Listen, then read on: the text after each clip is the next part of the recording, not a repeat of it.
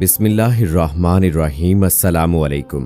حضرت ابو اسحاق محمد بن رشید معتصم باللہ سے مروی ہے، بحری جہاز سمندر کے سینے کو چیرتا قدرت الہی عز و جل کا مظاہرہ کرتا ہوا جانب منزل جھومتا چلا جا رہا تھا۔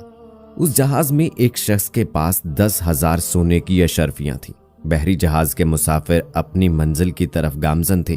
اچانک کسی کہنے والے نے کہا، میں ایک ایسا کلمہ جانتا ہوں کہ اگر کوئی شخص اسے کیسی ہی بڑی مصیبت میں پڑھے، اللہ عز و جل اس مصیبت کو اس پاکیزہ کلمے کی برکت سے دور فرما دے گا۔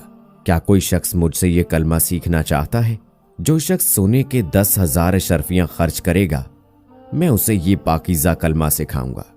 جس کے پاس 10,000 سونے کی اشرفیاں تھیں، اس نے سن کر کہا، میں یہ عمل آپ سے سیکھنا چاہتا ہوں۔ کہنے والے نے کہا، اپنی ساری رقم سمندر میں ڈال دو۔ اس مرد صالح نے ساری رقم سمندر میں ڈال دی۔ کہنے والے نے کہا، پڑھ وہ کلمہ، یہ آیت مبارکہ ہے، اور جو اللہ سے ڈرے اللہ اس کے لیے نجات کی راہ نکال دے گا، اور اسے وہاں سے روزی دے گا جہاں اس کا گمان نہ ہو، اور جو اللہ پر بھروسہ کرے تو وہ اسے کافی ہے۔ بے شک اللہ اپنا کام پورا کرنے والا ہے۔ بے شک اللہ نے ہر چیز کا ایک اندازہ رکھا ہے۔ اس نوجوان نے یہ آیت مبارکہ یاد کر لی اور اسے یقین ہو گیا کہ میں نے بہت بڑی دولت حاصل کر لی اور میری رقم رائگاں نہیں گئی۔ جب باقی مسافروں نے اس شخص کا یہ طرز عمل دیکھا تو کہنے لگے، اے مسافر، یہ تو نے کیا کیا؟ تو نے خامخواہ اپنی رقم سمندر میں پھینک دی اور اپنی ساری دولت سے محروم ہو گیا۔ ابھی ان مسافروں کی یہ بات مکمل بھی نہ ہونے پائی تھی کہ ہر طرف سے کالی گھٹائیں چھانے لگی۔ سمندر میں طغیانی آ گئی۔ سرکش موجود نے آن کی آن میں بحری جہاز کو تباہ و برباد کر ڈالا اور سارے مسافر غرق ہو گئے۔ آیات مبارکہ سیکھنے والا شخص کہتا ہے کہ جب جہاز طوفان کی نظر ہونے لگا تو میں نے یقین کامل کے ساتھ انہی آیات مبارکہ کا ورد شروع کر دیا۔ تھوڑی ہی دیر میں مجھے ایک تختہ نظر آیا۔ میں نے اس کا سہارا لیا۔ میری زبان پر مسلسل وہی آیات مبارکہ جاری تھی۔ اللہ عز و جل نے کرم فرمایا اور میں اس تختے کے سہارے ساحل تک پہنچ گیا۔ میں سمندر سے باہر نکلا اور آس پاس کا جائزہ لیا تو مجھے قریب ہی ایک خوبصورت محل نظر آیا۔ میں اس میں داخل ہوا تو وہاں ایک حسین و جمیل عورت موجود تھی۔ میں نے اسے پوچھا، تم کون ہو؟ اس نے کہا، میں بصرہ کی رہنے والی ہوں اور مجھے ایک جن نے یہاں قید کر رکھا ہے۔ اس سمندر میں جو بھی جہاز غرق ہوتا ہے وہ خبیث جن اس کا تمام مال و اسباب یہاں اس محل میں لے آتا ہے۔ شاید تمہارا جہاز بھی غرق ہو گیا ہے۔